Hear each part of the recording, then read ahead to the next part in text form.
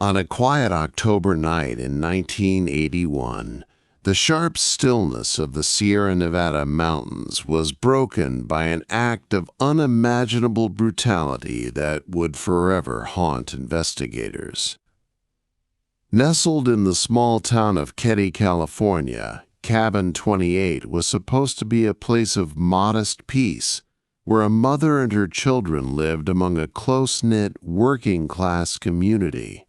Yet, on that spring night, it became a scene so horrific that even hardened law enforcement officers admitted they had never seen anything like it. What transpired in Cabin 28 would not only scar the surviving family members, but also leave a haunting mystery that continues to trouble those who worked the case, even decades later. When sheriff's deputies first stepped inside Cabin 28, they were met with an atmosphere so heavy it seemed to press against their skin. The living room bore the marks of a violent struggle. Blood splattered across the walls and furniture, overturned chairs lying on their sides, and the unmistakable odor of death hanging in the air. Lying bound and brutally murdered were the bodies of Sue Sharp, a 36-year-old single mother, her 15-year-old son John, and his 17-year-old friend Dana. The sheer savagery of the killings stunned investigators. Each victim bore evidence of being beaten with a hammer, stabbed repeatedly with a knife, and in some cases attacked with other unknown weapons. The sheer rage, the chaos, and the overwhelming violence made it clear that this was no simple break-in gone wrong. It was personal, deliberate, and horrifyingly intimate. And even more chilling was the realization that 3 younger children, Sue's daughters Tina, 12, Sheila, 14, and her 2 youngest sons, Ricky and Greg, had been in or near the cabin during the night of the murders. Sheila, who had been sleeping at a friend's house, was the one to discover the scene the next morning. Ricky and Greg, astonishingly, had slept through the night in a back bedroom, untouched by the killer or killers. But Tina was missing. Her disappearance only deepened the terror of the case. Was she kidnapped as a witness? Was she murdered elsewhere? For investigators, her absence turned an already unspeakable crime into a layered mystery of fear and unanswered questions. NTHE initial investigation revealed strange details that have haunted law enforcement for decades. There were multiple weapons used, suggesting more than one assailant. The bindings on the victims, wrists and ankles, indicated careful, deliberate control before their executions. Neighbors reported hearing muffled noises in the night, but no one called police, dismissing it as teenage antics. Investigators quickly realized that killers had spent significant time in the cabin, perhaps hours, exerting dominance and sadistic violence over their victims. What chilled many of the deputies was not just the crime itself, but the sense of confidence and calm the perpetrators must have possessed to linger in such a gruesome scene. For years, the case seemed to stagnate. Witnesses provided fragmented accounts. Rumors of suspicious men seen around the cabin, whispers of drug connections, and small-town grudges. 2 men, close acquaintances of the Sharps, were briefly considered prime suspects, but no charges were ever brought. The case files grew thick, filled with interviews, dead ends, and speculation. Officers admitted privately that some leads were ignored or mishandled, and there were persistent questions about whether evidence had been overlooked. For a town of less than 100 people, the weight of suspicion poisoned friendships, divided families, and kept fear alive. NTHE. Most haunting element of the Keddie murders came 3 years later, in 1984, when a child's skull and other skeletal remains were discovered in the woods of Butte County, miles away from Keddie. Forensic testing confirmed it was Tina Sharp. The child who had vanished from the cabin that night had met a gruesome fate in another lonely place. The discovery not only reignited the horror for investigators, but also deepened the tragedy for a family already shattered by loss. Questions about why she had been taken, what she had witnessed, and how she had been killed have never been answered with certainty. Decades have passed since the night of the murders, but those who worked the case confess that the images still wake them in the dark. Crime scene photos reveal the savagery in brutal detail, and some detectives admit they can still see Sue's lifeless eyes when they close their own. Several officers carried the guilt of never being able to bring closure to the Sharp family, haunted by the belief that justice slipped away in the cracks of a small-town investigation. In recent years, advances in DNA and forensic science have breathed new life into the case. Some evidence has been retested, leading to renewed suspicions about the original men questioned decades earlier. Retired detectives have spoken publicly about corruption and incompetence, hindering the case from the start, making it one of the most frustrating unsolved massacres in modern American history. For the investigators who walked into Cabin 28 that night, the smell of blood and fear never left them. The brutality they witnessed, the silence of a community weighed down by suspicion, and the unanswered fate of a child taken in the night, it all became part of their lives, as if they too were trapped in that cabin. Today, Cabin 28 no longer stands. It was torn down in 2004 after years of being an eerie monument to the crime. But even in its absence, the case clings like a ghost to those who worked it. The deputies and investigators who once believed they had seen everything learned in Keddie that there are some crime scenes too disturbing to ever escape. They admit, even now, that when the night grows quiet and the mountain air grows still, they sometimes hear echoes of that night, the muffled cries, the unanswered questions, and the hollow weight of knowing that a murderer may have lived among them, free, for decades. Cabin 28 became more than a crime scene. It became a haunting that no investigator could shake, a reminder that evil can hide in plain sight, and that some nightmares refuse to fade. On a damp April morning in 1996, just outside St. Louis, Missouri, a jogger made a discovery so terrifying it would haunt investigators for decades. Lying in a field along an abandoned stretch of road was the body of a young woman, mutilated in a way that suggested rage far beyond comprehension. What made this case unforgettable was not just the brutality of the crime itself, but the mystery surrounding the victim. For years, she was known only as Hope, a name given by detectives who refused to let her remain just another faceless Jane Doe. But even as they worked tirelessly to uncover her identity and find her killer, the gruesome details of the crime scene etched themselves permanently into the memories of those who saw it.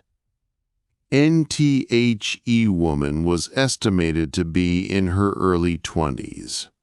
She had no identification, no personal belongings, and no immediate clues that pointed to who she was. What investigators did have was a horrific tableau. Her body bore signs of torture, her hands bound, and evidence suggested she had been held captive before her death. Her throat had been slashed so deeply that some detectives later admitted they could not erase the image from their minds. The violence spoke of an obsession, a deliberate act meant not just to kill, but to destroy. Detectives at the scene noted that even among the many murders they had seen, this one felt different. There was something disturbingly theatrical about it. Something almost staged. From the beginning, the investigators were plagued by more questions than answers. Why here, in a desolate spot near a highway? Why so much violence? And most haunting of all, who was she? Her anonymity became part of the weight the detectives carried. They were not just trying to find her killer, they were trying to give her a name, a story, a dignity stolen in her final moments. One detective later described the frustration as like chasing a ghost who never wanted to be found. NTHE investigation into her identity stretched across states. Missing persons reports were compared. Families came forward, hoping and fearing she might be theirs. DNA testing in the mid-1990s was still in its infancy, and while they collected samples, the technology offered little help at the time.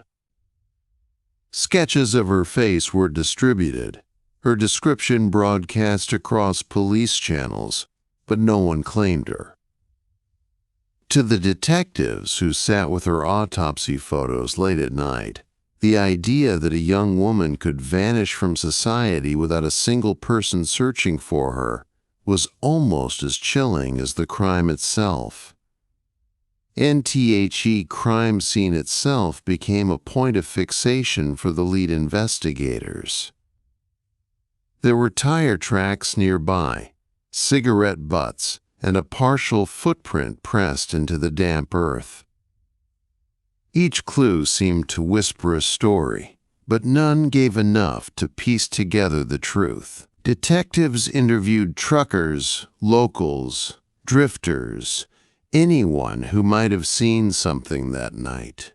Again and again, they returned to the crime scene in their minds, replaying the horror, hoping they had missed a detail that might unlock the case. Many later admitted that the brutality of her wounds haunted them. In their private thoughts, they began to imagine what she endured in her final hours, and those imagined screams followed them home long after their shifts ended. As months turned into years, the case grew colder, but the investigators could never let it go. They spoke of her as if she were their own family. Some detectives began leaving flowers on the unmarked grave where she was buried. One officer admitted in an interview years later that he would wake in the night, convinced he could see her face in his dreams, staring back at him, silently asking why he had not brought her justice. It was not just a case file, it was a presence, a ghost that walked with them every day. Then, in 2014, nearly 2 decades later, a breakthrough came. Advances in DNA finally gave investigators what they had been denied for so long: her name. She was Angie Hausman, a young girl who had gone missing while walking home from school. The revelation was devastating. She wasn't a nameless stranger at all. She was a child, a little girl whose life had been stolen with unthinkable cruelty. The horror deepened as the details emerged. Angie had been abducted, held captive for days, tortured, and finally left in that field to die, alone and afraid. NFOR investigators, the knowledge cut deeper than the anonymity had. Knowing she was a child, knowing the suffering she endured, was almost too much to bear. Many of the detectives who had worked the case were now retired, but when they heard her name, they confessed to breaking down in tears. Some said they felt they had failed her twice, once in not saving her life, and again in letting her remain unidentified for so long. The crime scene they had walked into in 1996 now felt even heavier, a site of not just murder, but of unspeakable cruelty against a defenseless child. NTHE's search for her killer was relentless.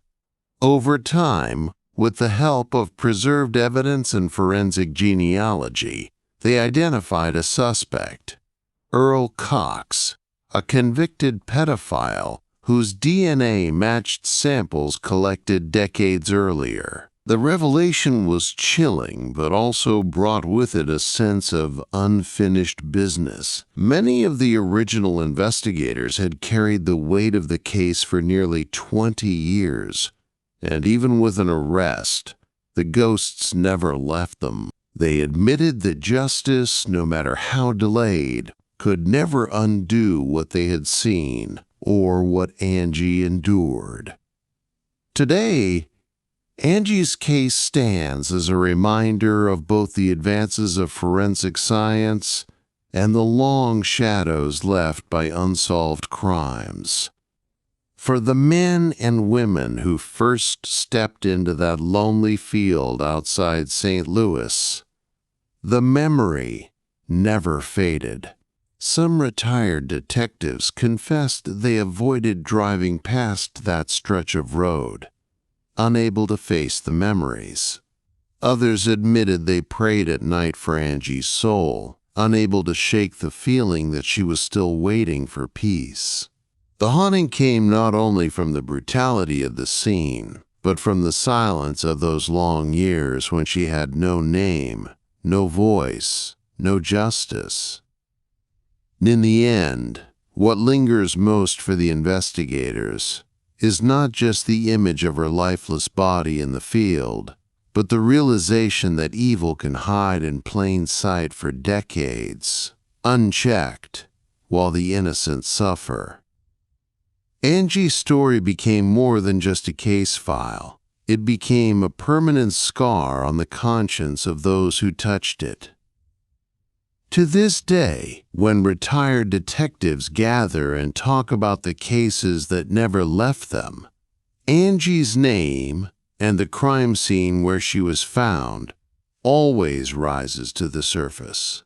She is proof that some crime scenes are not just places of death, but places where innocence itself is buried, leaving behind shadows that investigators can never escape. In 1996, the quiet town of Amity, Maine, became home to one of the most haunting and gruesome crime scenes investigators had ever encountered, and nearly 3 decades later, the images and questions it raised still follow those who stepped foot into that blood-soaked farmhouse. It began on a cold November morning when neighbors noticed that the Wilcox family, a husband, wife, and their 2 teenage children, had not been seen for several days. Mail piled up, lights remained on throughout the night, and the family's usually active farm was eerily silent.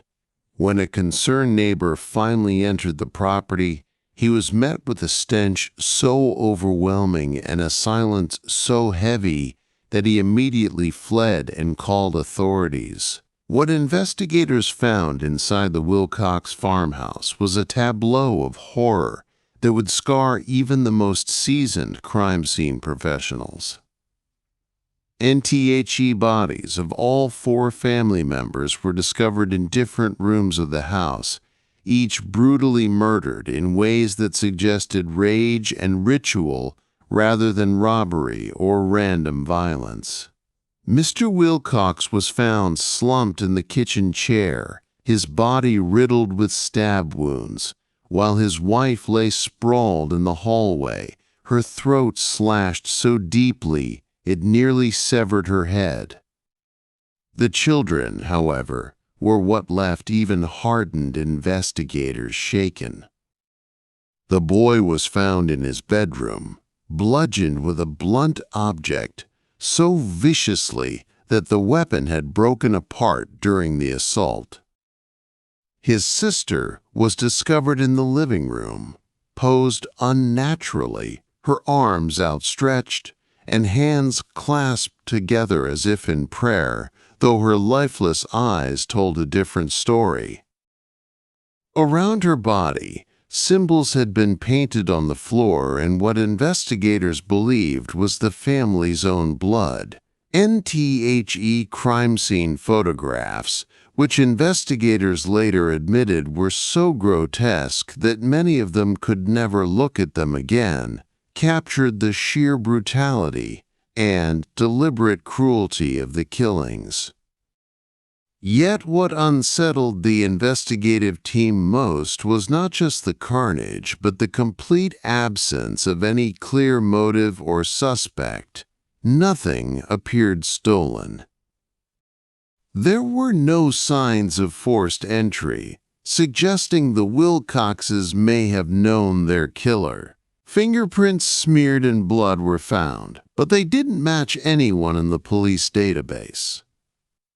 The strange symbols scrawled around the daughter's body were analyzed by experts in religious studies, cult activities, and even linguistics, yet no one could conclusively determine their meaning. As investigators combed through the family's history, they uncovered unsettling but inconclusive details. Mr. Wilcox had been in a long-standing feud with a neighboring farmer over property boundaries, but the man had a solid alibi for the night of the murders. The Wilcox daughter had confided to a friend about a strange man who had been following her home from school in the weeks leading up to the murders, but no one could ever identify this individual. The mother had reportedly been writing letters to a relative about feeling uneasy in the home, claiming that doors often opened on their own and that she sometimes felt watched when alone, but such accounts were dismissed as stress or paranoia. None of these fragments led anywhere definitive, and the case soon spiraled into one of the most perplexing mysteries in Maine's history. What haunts investigators most to this day is how the house itself seemed to echo with the violence long after the crime was committed. Officers reported that while documenting evidence in the farmhouse, they would hear creaking footsteps in rooms they knew were empty. Several described a sense of being watched, of cold spots in the house that chilled them to the bone, even in their protective gear. One detective later admitted that he refused to enter the living room after his initial walkthrough, claiming that the atmosphere was so heavy it felt like drowning. The photographs of the daughter's staged body, her arms frozen in that unsettling mock prayer, were so disturbing that the lead investigator confessed he burned a copy years later, unable to keep it in his files. Despite countless hours of interviews, forensic testing, and even bringing in outside agencies to re-examine evidence, the case has never been solved. Advances in DNA technology in the 2000s brought renewed hope, but the samples collected were too degraded to provide a match. The bloodied fingerprints remain unidentified. The strange symbols remain indecipherable. For many of the original investigators, The Wilcox farmhouse murders are the case that defined their careers, not because of success, but because of the haunting sense of failure, of staring directly at evidence, of walking through a house soaked in unanswered violence and still walking away with nothing but questions.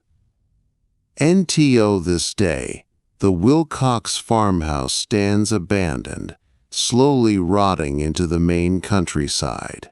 Locals avoid it, claiming the land feels cursed. Teenagers whisper about the murders on cold autumn nights, daring one another to step onto the porch. And the investigators who worked that case, the ones who still wake from dreams filled with the smell of decay, the sight of painted symbols, and the staged body of a girl who never had a chance, carry the weight of that crime scene with them. It is a reminder that some crimes are not just unsolved, but are unforgettable scars etched into memory, cases where the evidence doesn't just speak, it screams, and yet no one can understand what it is saying. In 2010, the bustling city of Phoenix, Arizona, became home to a crime scene so chilling and so strange that even today, investigators struggle to put it out of their minds. It was a hot July afternoon when police received a call from a maintenance worker who had been sent to check on a vacant apartment in a mid-range housing complex. The tenants had recently moved out, and the landlord wanted the unit cleaned before leasing it again. But when the worker unlocked the door and stepped inside, he was hit with an odor he described as something between rotting meat and chemicals, a stench so thick that he immediately gagged and stumbled back out. When officers arrived minutes later, they had no idea what they were about to uncover. Inside the apartment, everything looked eerily ordinary at first glance. Furniture was still neatly in place. The kitchen sink was clean, with dishes stacked in a drying rack. Even a half-empty box of cereal sat on the counter, untouched by rodents. But the deeper investigators moved inside, the more wrong everything felt. The walls of the living room had faint, almost invisible streaks of dark stains that, under luminol testing, lit up the entire room in a sickly blue glow, revealing that a violent event had taken place there. NTHE most haunting discovery came in the back bedroom. On the floor, investigators found a large tarp folded neatly into a square. When they opened it, they discovered traces of human tissue, bone fragments, and dried pools of blood. Whoever had been inside this apartment hadn't just been killed. They had been dismembered. Even stranger, the cuts on the bone fragments suggested surgical precision, as if the person responsible had extensive knowledge of anatomy or medical training. Yet no body was ever found. Adding to the disturbing scene was the fact that the walls of the bedroom were covered with strange, handwritten notes. Dozens of sheets of paper were taped haphazardly to the walls, each filled with phrases like, "She still sees me," "I am not finished," and "Don't let the mirror face the bed." Some notes were written in neat, almost elegant handwriting, while others appeared frantic and scrawled, sometimes repeating the same word over and over. In the corner of the room, a cracked, full-length mirror leaned against the wall, its surface smeared with fingerprints and streaks of blood. Neighbors told police they had occasionally heard strange noises from the apartment in the weeks before it was vacated. Some described muffled arguments, while others swore they heard screams followed by long stretches of silence. One neighbor even reported seeing a figure standing at the bedroom window at odd hours of the night, though she couldn't tell if it was a man or a woman. What made the case so unnerving to investigators was the absence of nearly everything else. There was no missing persons report that matched the DNA evidence. The fingerprints collected from the mirror and notes belonged to no one in the national database. The supposed tenants who had been renting the apartment vanished without a trace. Their rental application later discovered to be filled with false information and fake references. The apartment was, in every sense, a ghost residence, occupied by people who seemed to exist only to commit whatever act of horror had taken place within those walls. Forensic teams combed through the evidence, trying desperately to piece together a narrative. The surgical cuts suggested the victim might have been killed elsewhere and dismembered here. The notes suggested paranoia or delusion, possibly pointing toward a mentally disturbed individual. But nothing explained why the body was never recovered, why the perpetrators went to such lengths to leave behind disturbing writings, or what the mirror had to do with it all. Even more unnerving were the reactions of the investigators themselves. Several officers reported feeling dizzy or nauseous after spending long hours in the apartment. One described hearing a faint scratching sound, though no source could be found. Another swore he saw movement in the cracked mirror, though no one else witnessed it. These details were never entered into official reports, but were quietly whispered about among those who had been there. NTHE Phoenix apartment case quickly became one of those files that haunted investigators long after it went cold. Despite DNA, fingerprints, and dozens of disturbing clues, the case led nowhere. There was no victim to identify, no suspect to charge, and no motive to pursue. It was as though the crime had been staged to torment whoever found it, an elaborate puzzle designed to provide no answers. NTO this day. The crime scene photos remain locked away, too graphic and too bizarre to release publicly. Officers who worked the case admit that those images are seared into their memories. The blood-smeared mirror, the neatly folded tarp, the walls plastered with desperate messages. It is not just an unsolved crime. It is an unsolved nightmare, a scene that feels less like an act of violence and more like a message written in flesh and blood. A reminder that some cases don't simply go cold. They linger, infecting the minds of those who saw them, refusing to let go. The house at the corner of Redfern and Holloway Drive was not supposed to be remembered. It was built in the late 1950s, a boxy, low-roofed suburban structure, the kind that looked like every other ranch-style home in the neighborhood. Families came and went. Children played in yards. Lawnmowers hummed on Saturday mornings. Nothing in its bones spoke of horror until the summer of 1983, when the house became the epicenter of a crime scene that decades later would still be whispered about in hushed tones by both residents and investigators who worked it. It began on July 9, 1983, when neighbors noticed the Lambert family had grown unusually quiet. Normally, their two children, a boy of 9 and a girl of 6, played loudly in the backyard. But the swing set stood still. The dog, usually barking at anyone who walked past, had gone silent. Newspapers began to pile at the edge of the porch, and the mail was crammed into the box.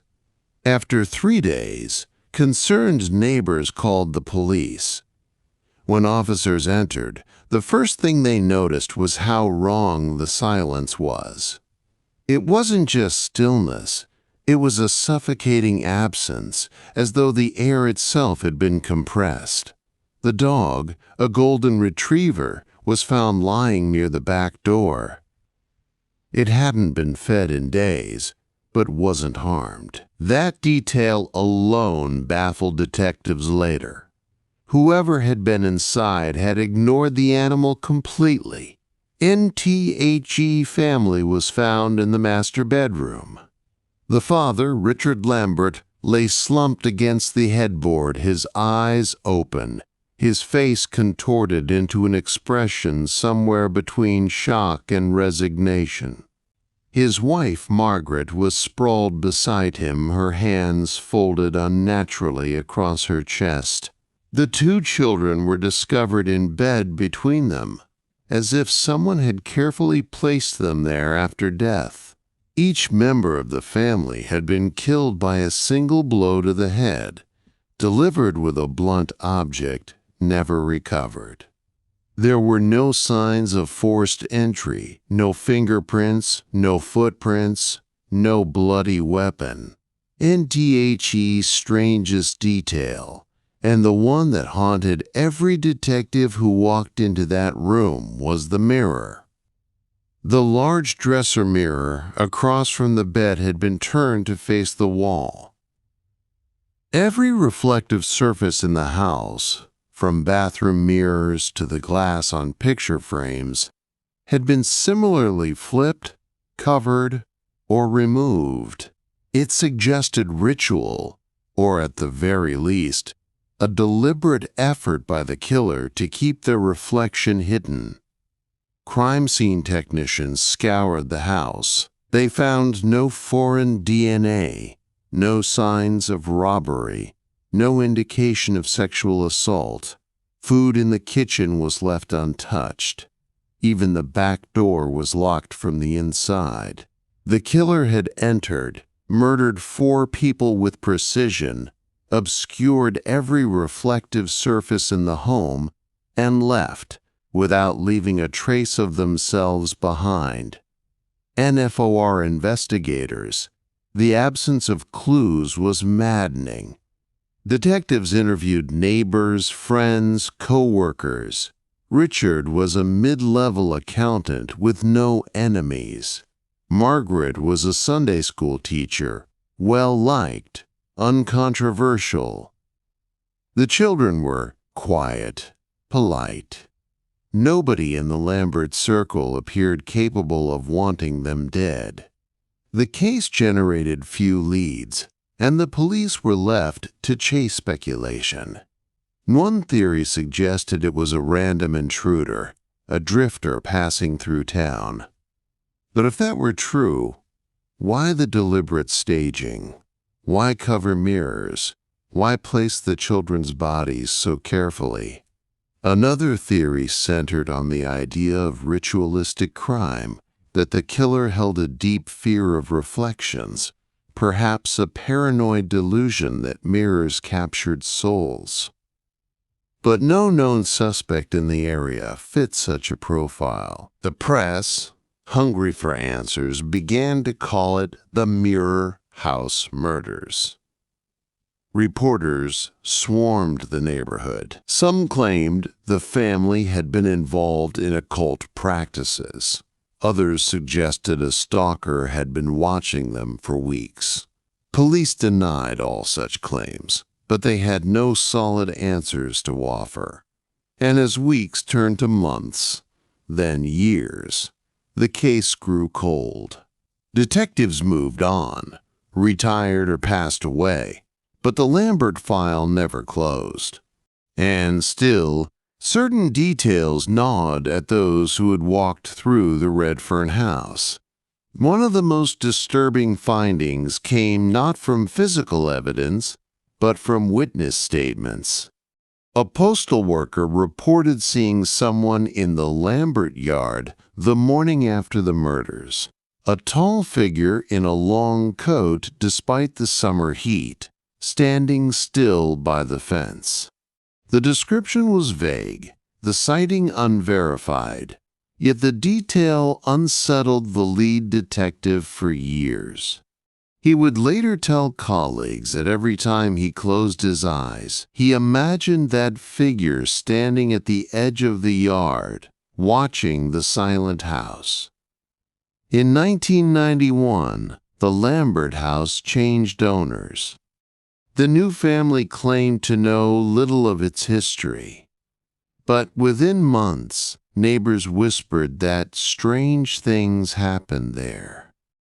Windows were found open in the morning, though locked at night.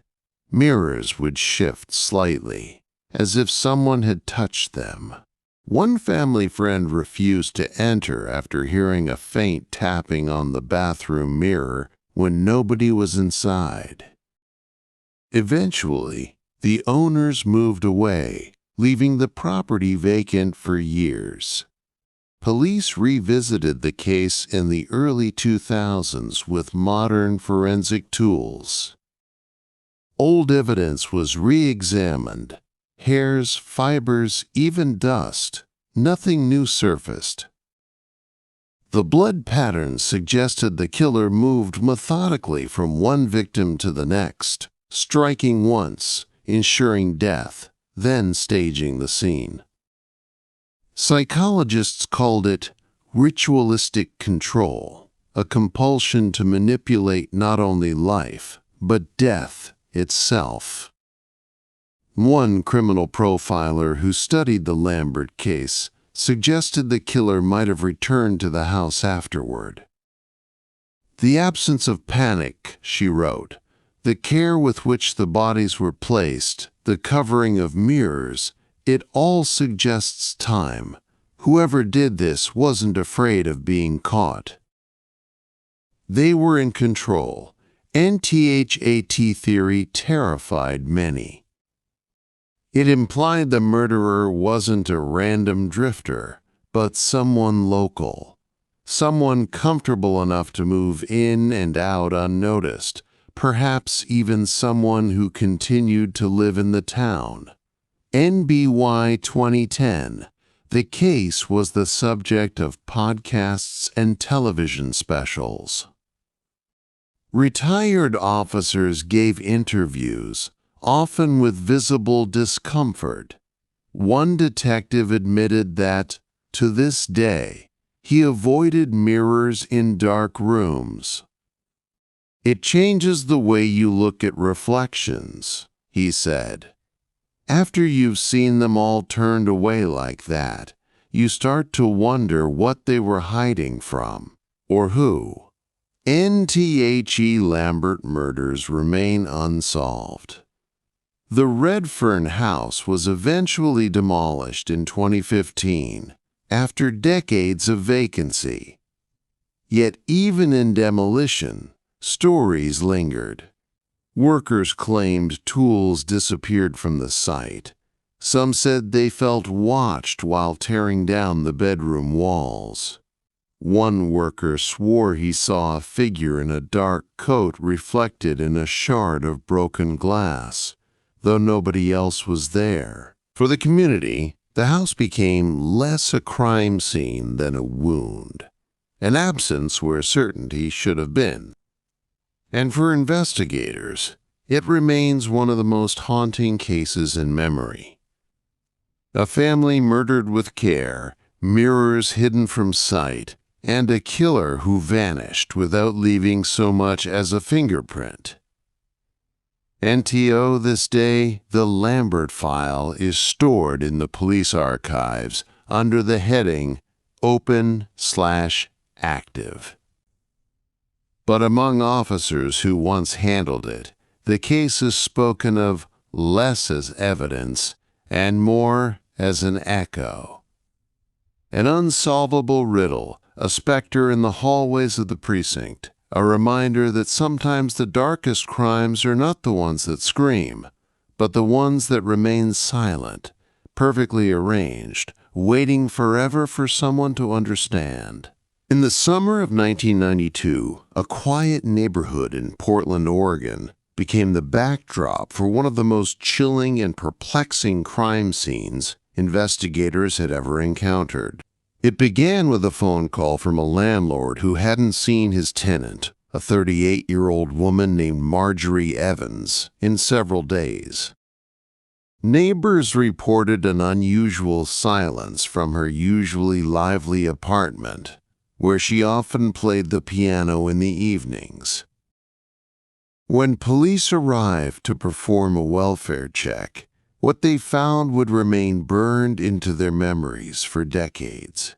NTHE apartment door was locked from the inside, with no signs of forced entry. When officers finally broke in, the air was heavy, with an acrid smell that suggested decomposition.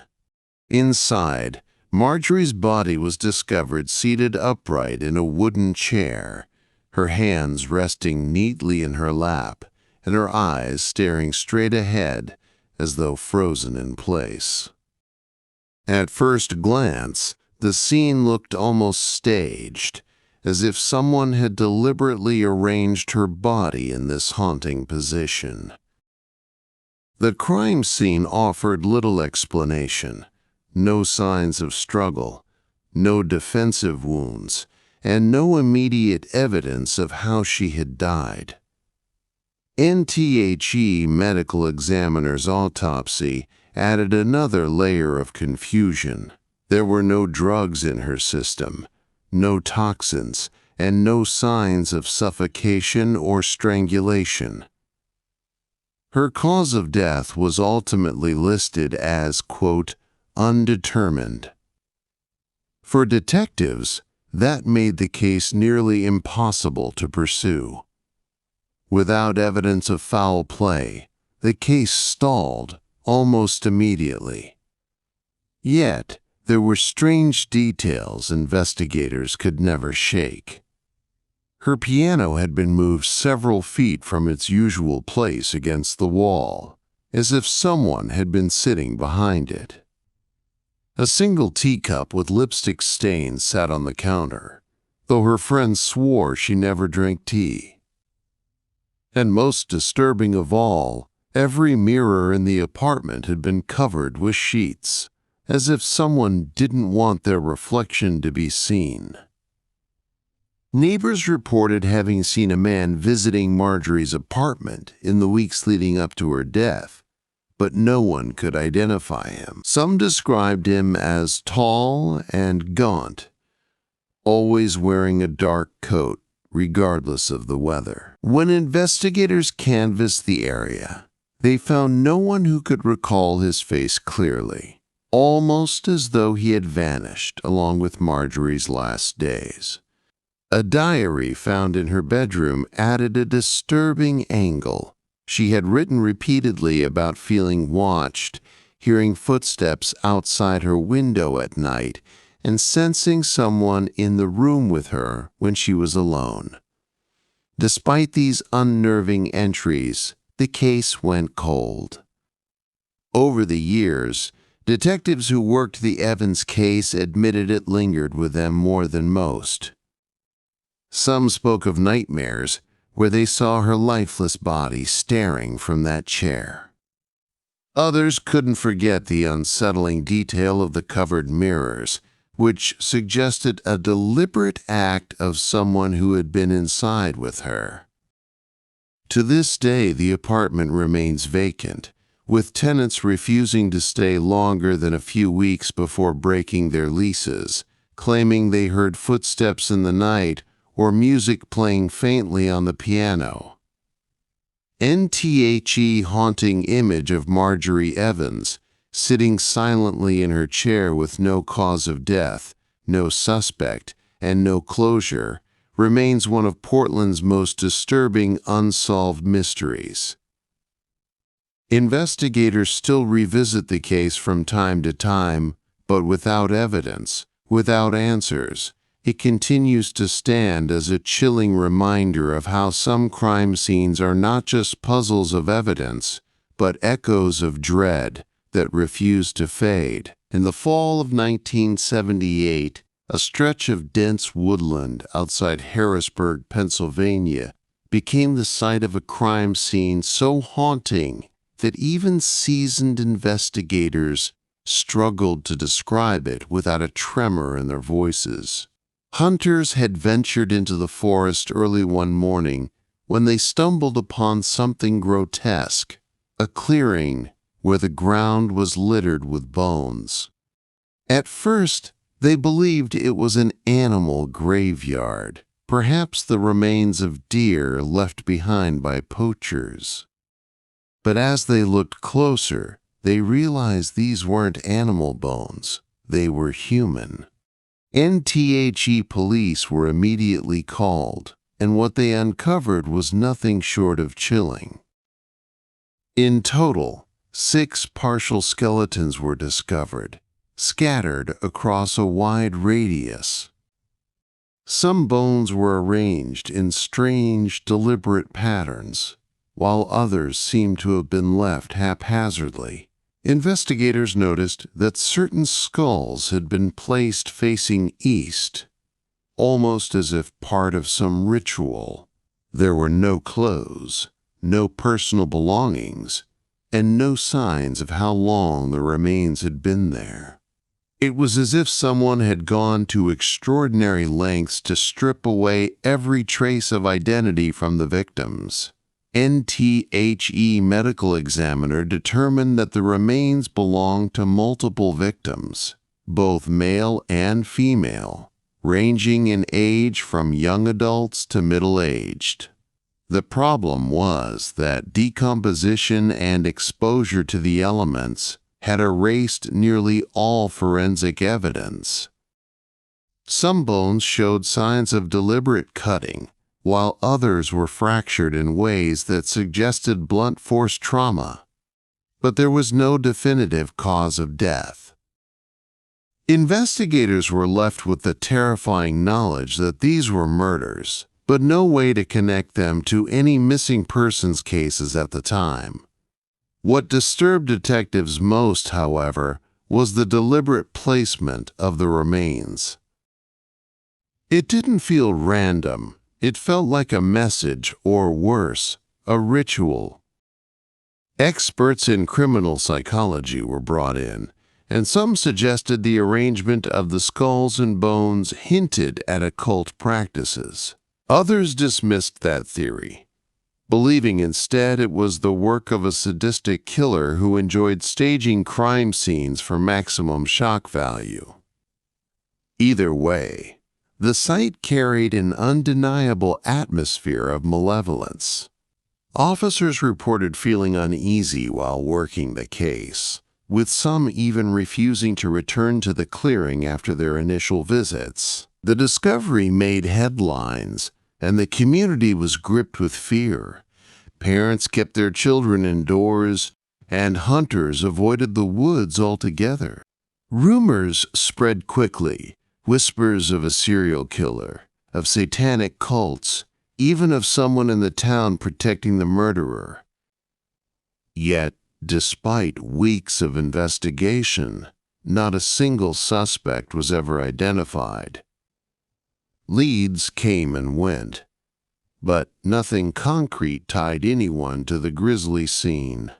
NTO this day, the Harrisburg woods remain infamous as the site of the clearing. Locals say the ground there still feels wrong, as if the forest itself remembers what happened.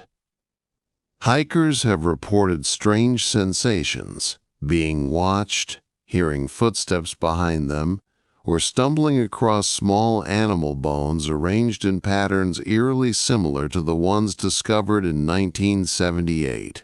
Some believe the killer was never caught because they never truly stopped. Others insist it was a one-time event, a monstrous act hidden in the trees. NFOR investigators. The image of those skulls facing the rising sun is the detail that continues to haunt them. It suggested intent, ritual, and a darkness that defied explanation.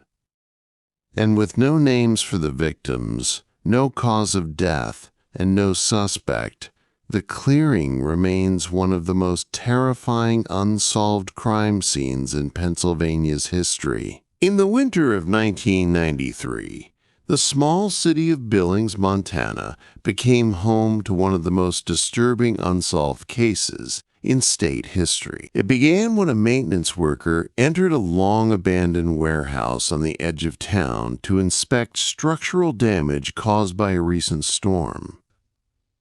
What he found inside would leave investigators haunted for decades. And on the warehouse's second floor, in a dusty room that hadn't been used in years, he stumbled upon a mattress soaked through with old, dried blood.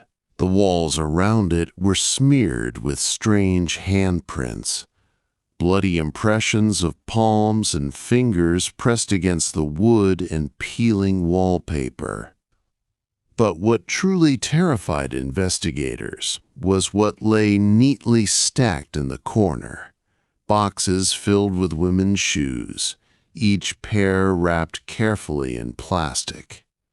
Police combed through the warehouse and found more evidence of prolonged activity. There were cigarette butts, empty liquor bottles, and personal items, driver's licenses, bracelets, hair ties, and photographs that clearly didn't belong to just one person. But there were no bodies. The blood on the mattress was confirmed to be human, though too degraded for DNA testing at the time. Later testing would reveal that it came from multiple people, indicating the site was used more than once. And detectives theorized that the warehouse had served as some kind of kill room or holding place, possibly for years. The discovery of the shoes, all women's, sent a shiver through the community. It suggested a pattern, perhaps a serial offender who had taken trophies from his victims. Investigators attempted to connect the evidence to missing persons cases in Montana and neighboring states, but nothing conclusive ever emerged. NTHE most chilling detail came from a single Polaroid found stuffed beneath the mattress. The photograph depicted a young woman tied to a chair, her face bruised, her eyes wide with terror. The room in the picture was unmistakably the same warehouse room where it was found, but the woman's identity was never confirmed, and no missing persons report matched her description. To this day, she is known only as the Warehouse Girl. NTHE Warehouse was sealed off after the discovery, but not before rumors spread like wildfire. Some believe the killer was a long-haul trucker who stopped in Billings repeatedly, using the warehouse as a convenient place to commit his crimes. Others speculated it was someone local, someone who knew the building's isolation would protect him. A few even suggested it wasn't the work of one man, but a group, an underground ring using the site as part of something even more sinister. Police admitted years later that they believed the number of victims connected to the warehouse could be far higher than the evidence suggested. The sheer volume of belongings found implied that whoever used the building had operated undetected for a long time. Yet no arrests were ever made. NTHE Warehouse has since been demolished, replaced by a small commercial strip. Still, longtime residents swear the ground holds secrets. They speak of investigators who admitted privately that the crime scene felt less like the work of a killer covering his tracks and more like someone deliberately leaving behind a stage, an echo of terror meant to be discovered. NFOR, the detectives who worked the case. It wasn't just the absence of bodies that haunted them. It was the Polaroid, the eyes of the warehouse girl staring into the lens, a silent plea for help that would never come. That single image remains one of Montana's most disturbing unsolved mysteries, a crime scene that lingers in the minds of all who saw it, a reminder of a predator who was never caught. On a quiet spring morning in 2006, the people of New Orleans, still reeling from the devastation of Hurricane Katrina, awoke to a crime scene so grisly that it would dominate headlines for weeks and haunt investigators for years. It began with a 911 call from a hotel clerk at the Omni Royal Orleans. A guest had leapt to his death from the roof of the building, his body hitting the pavement below with a sickening finality. He was identified as 28-year-old Zachary Bowen, a former soldier who had served tours in Iraq and Kosovo before returning home to Louisiana. At first, police assumed it was simply another tragic suicide from a veteran struggling with trauma. But the note found in Bowen's pocket told them otherwise. NTHE handwritten confession directed authorities to a small apartment on Rampart Street in the French Quarter.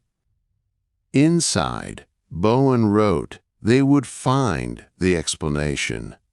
Officers rushed to the address, and when they opened the door, the stench confirmed that something unspeakable waited for them. NTHE apartment was dimly lit, filthy, and unbearably hot.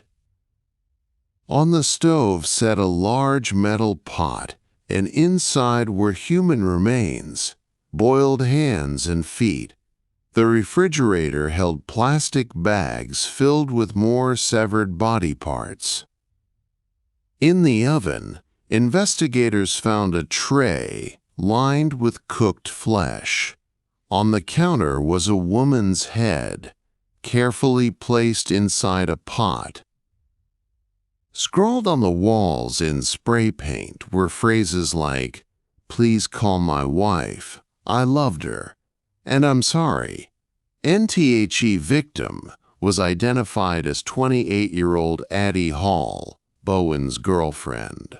The two had become infamous in the French Quarter after the hurricane, known for their eccentric personalities and their decision to stay behind when most of the city evacuated.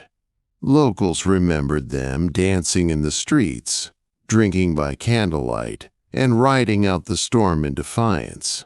But behind the bohemian romance was a toxic relationship fueled by heavy drinking, mental instability, and violent fights. And Bowen's note detailed how he strangled Hall during an argument, then lived with her body for days before methodically dismembering her. What disturbed investigators most was not just the brutality, but the suggestion of cannibalism. Some evidence hinted that parts of Hall's body had been seasoned and cooked, though forensic testing could never conclusively prove consumption. NTHE crime scene shook even the most hardened officers. Veterans of homicide squads admitted it was one of the most nightmarish apartments they had ever entered. The juxtaposition of ordinary domestic clutter, clothes on the floor, dishes in the sink, alongside the staged remains, made it feel like a descent into madness. The question that haunted investigators was why. Bowen had no prior record of extreme violence. His military service had left him scarred, and friends noted he struggled with PTSD and depression. His relationship with Hall was explosive, a constant cycle of passion and fury. But nothing explained the escalation to such a grotesque act of violence. Some officers speculated that the crime was Bowen's attempt to externalize his internal torment, a performance of horror that ended with his own death. Others believed it was the culmination of both partners' self-destruction, a love story twisted into tragedy by alcohol, rage, and psychological collapse. NTHE apartment was eventually cleaned and re-rented, but tenants reported uneasy feelings, hearing sounds in the night, or being unable to stay inside for long. To this day, locals of the French Quarter speak of the Rampart Street murder as one of the darkest crimes in the city's history, a reminder that horror sometimes hides not in shadows, but in ordinary relationships gone catastrophically wrong. NFOR investigators, it remains less a question of who did it. They had the killer's own words, but a haunting meditation on human fragility, trauma, and the abyss that opens when love turns to violence. The scene lingers in their memories, not because the case was unsolved, but because the brutality transcended reason, leaving behind a story no one can fully understand. On the night of July 17, 1984, the Los Angeles County Sheriff's Department received a frantic 911 call from a man in Montebello, a small city tucked in the outskirts of Los Angeles. He claimed that his elderly neighbors hadn't been seen all day, and when he went to check on them, he thought he saw something wrong through their window. Officers arrived at the tidy suburban home on Bradshaw Street and were immediately hit with a smell that every homicide investigator dreads, an odor that told them death had settled inside. NTHE house belonged to William and Lillian Dardine, a retired couple known for their quiet lifestyle. The officers pushed open the door, flashlights cutting across the dimly lit living room. At first, everything seemed undisturbed. The television was still on. A crossword puzzle lay unfinished on the coffee table. But when they reached the bedroom, they froze. On the bed lay the lifeless bodies of William and Lillian, brutally beaten beyond recognition. Both were in their 70s. Blood had soaked into the mattress, spattering across the walls and dresser in wide arcs. The scene suggested rage, frenzied, uncontrolled violence. But what unsettled the detectives most was what they found in the kitchen. In the refrigerator, wrapped in plastic bags and neatly stacked on the shelves, were human body parts. On the stove was a large pot filled with what investigators later identified as boiled flesh.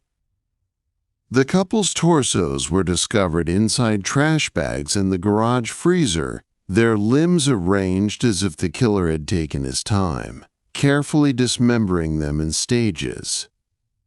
NTHE crime scene photographs, which would never be released publicly, were described by veteran detectives as the kind that keep you awake decades later. The couple had no known enemies, no children at home, and nothing about their lives suggested they were at risk. The house wasn't robbed. Jewelry sat untouched in plain view. Cash was still in Lillian's purse. The horror seemed entirely purposeless. NTHE investigations stalled almost immediately. Neighbors recalled nothing suspicious. No break-ins, no strange cars, no arguments.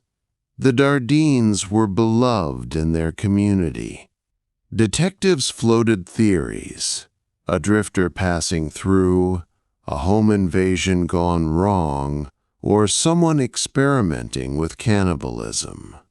The state of the remains suggested the killer had not only dismembered the bodies but cooked them, though, like other cases of alleged cannibalism, no proof of consumption was ever found. What haunted investigators most was the cold, clinical way the killer seemed to operate. There were no signs of panic, no hurried mistakes.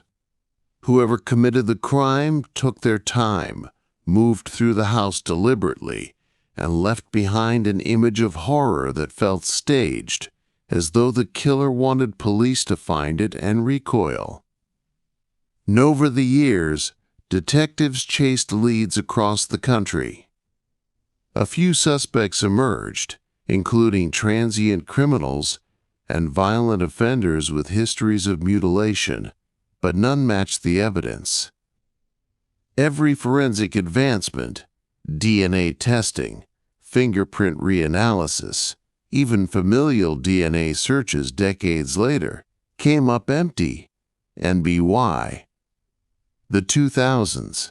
Most of the original investigators had retired, but many admitted in interviews that the Dardenne crime scene still haunted them. It wasn't just the violence, it was the mystery. No one could answer why two harmless retirees were targeted in such a nightmarish fashion. No motive, no suspect. Just a home turned into a butcher's workshop, discovered by chance when a neighbor grew concerned. NTHE house has long since been renovated, new families moving in unaware of its history. Yet, for those who remember, the Montebello murders remain one of Los Angeles' most disturbing unsolved cases. Detectives who walked through that door that July night still talk about it in hushed tones.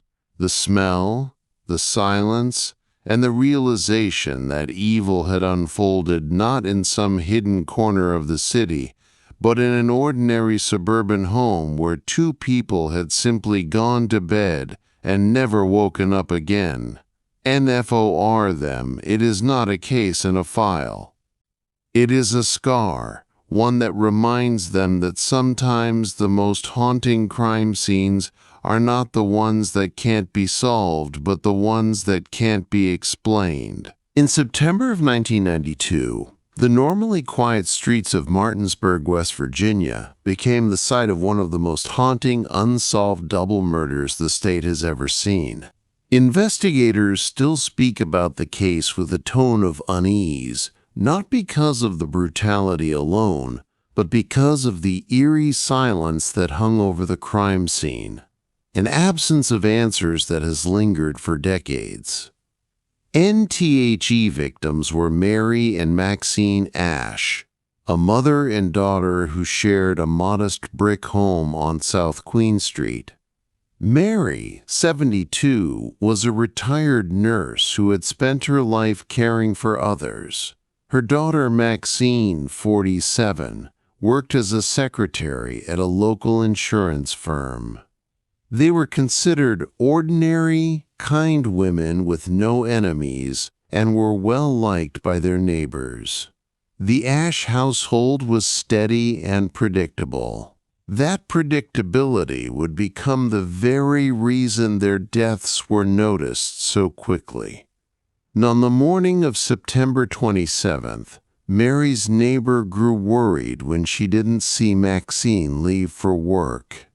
Later that day, another neighbor noticed that the curtains in the Ash home remained drawn, something Mary usually opened every morning.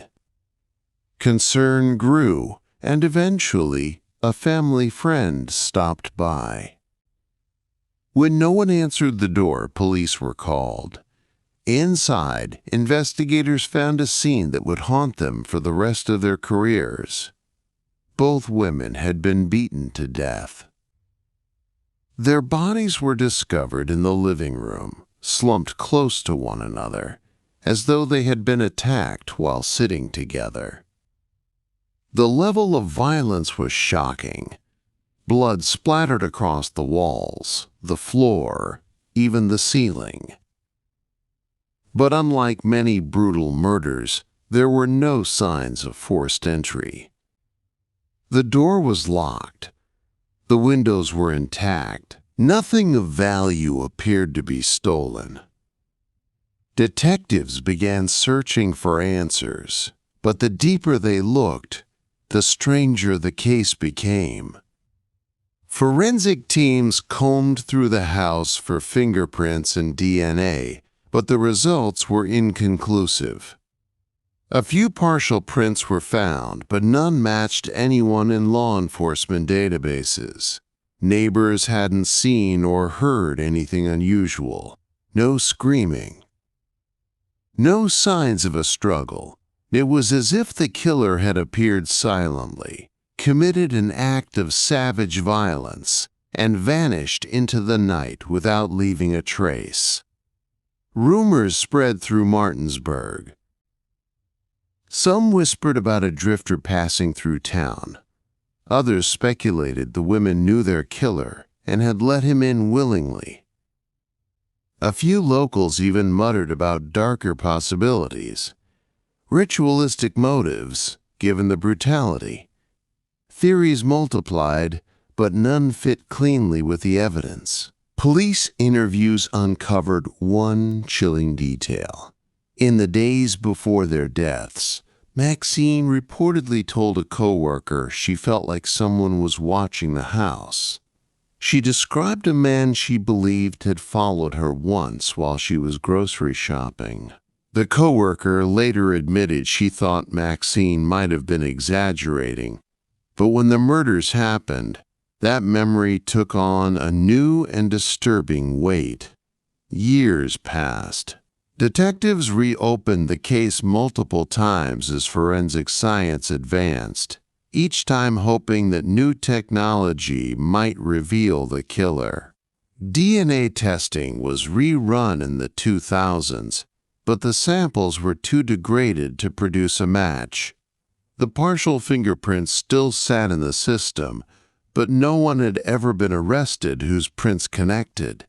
NTHE Ash Home has since changed owners, but those who lived nearby in 1992 never forgot the sight of police tape stretching across the yard or the uneasy quiet that fell over South Queen Street afterward. Some said the house felt wrong for years, as if the violence had left something lingering inside its walls. What disturbs investigators most is the sheer pointlessness of it. Robbery wasn't the motive. Anger didn't fit either. There was no indication of personal disputes, no estranged family, no troubled relationships. Whoever committed the murders seemed to kill for no reason at all, leaving behind carnage that still echoes in Martinsburg. 3 decades later, the case remains cold. Detectives who worked it still carry the weight of those images. The 2 women found together in their living room, the silence outside while unimaginable violence occurred within, and the feeling that someone out there walked away free, never to be caught. Even now, whenever the case file is pulled from the shelves at the Berkeley County Sheriff's Office, investigators admit the same feeling returns. The scene wasn't just brutal, it was haunting. A reminder that some crime scenes don't just resist closure, they actively linger, unsettling everyone who dares to step into the memory of that locked house. There are crime scenes that puzzle investigators, and then there are those that cross into legend. Cases so bizarre, so disturbing that even a century later they still linger like a ghostly stain on history. One of the most haunting of these took place in Germany in 1922 on a small isolated farmstead called Hinterkaifeck. To this day, it remains one of Europe's most infamous unsolved mysteries. Nthe Gruber family lived on the farm. Andreas, 63, his wife Kazilia, 72, their widowed daughter Victoria, 35, Victoria's two children, Kazilia, 7, and Joseph, just 2 years old, and their maid Maria, who had only recently begun working there. They were quiet, hard-working people, though rumors swirled in the nearby village about Andreas's abusive nature, and whispers that the youngest child might not have been fathered by Victoria's late husband, but by her own father.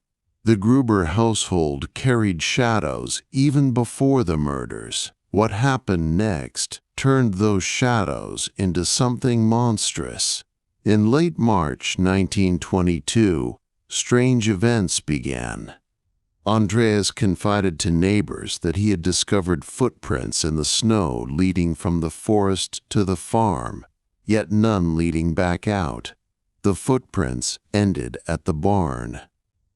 Around the same time, he noticed odd noises in the attic, as if someone were moving quietly above them. A newspaper appeared on the property that no one in the family claimed to have purchased. Keys went missing.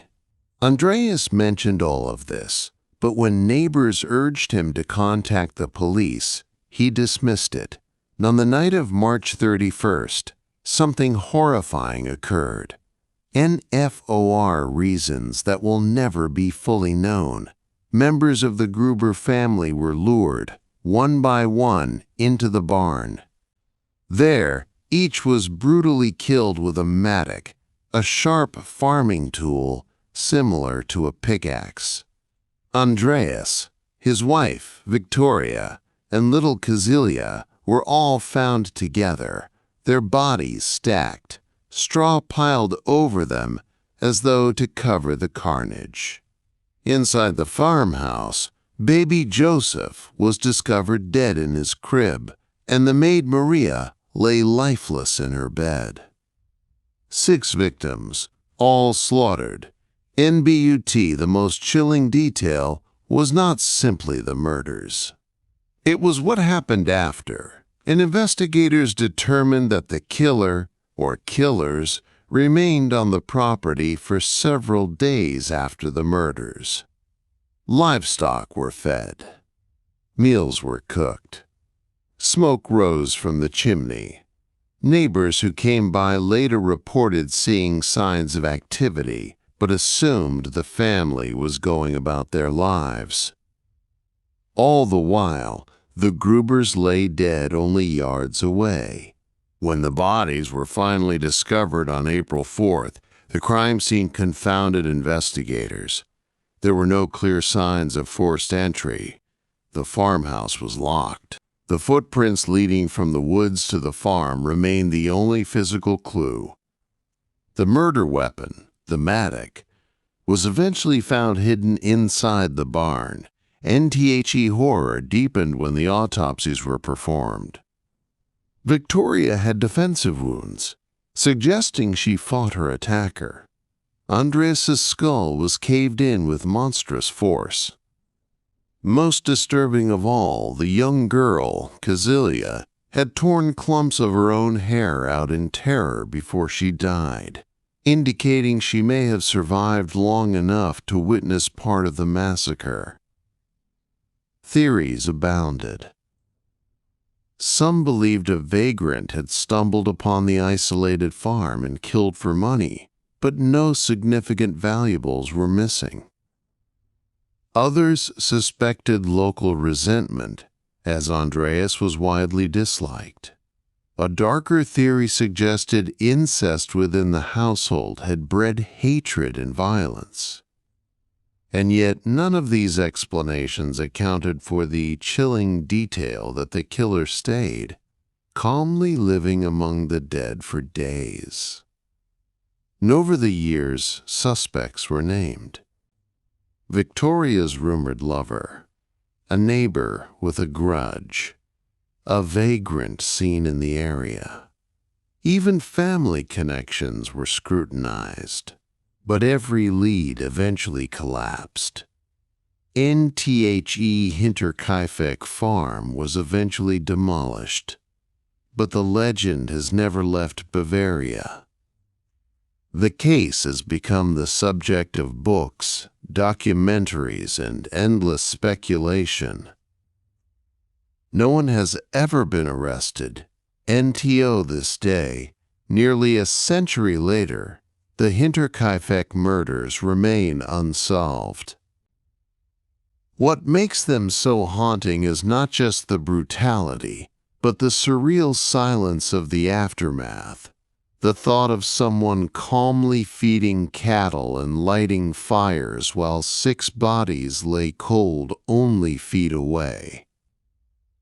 Investigators, historians, and true crime enthusiasts return to the case again and again. Yet all that remains certain is this: whatever happened at Hinterkaifeck was not just murder. It was something far stranger, something that turned an ordinary farmhouse into one of the darkest unsolved crime scenes in history.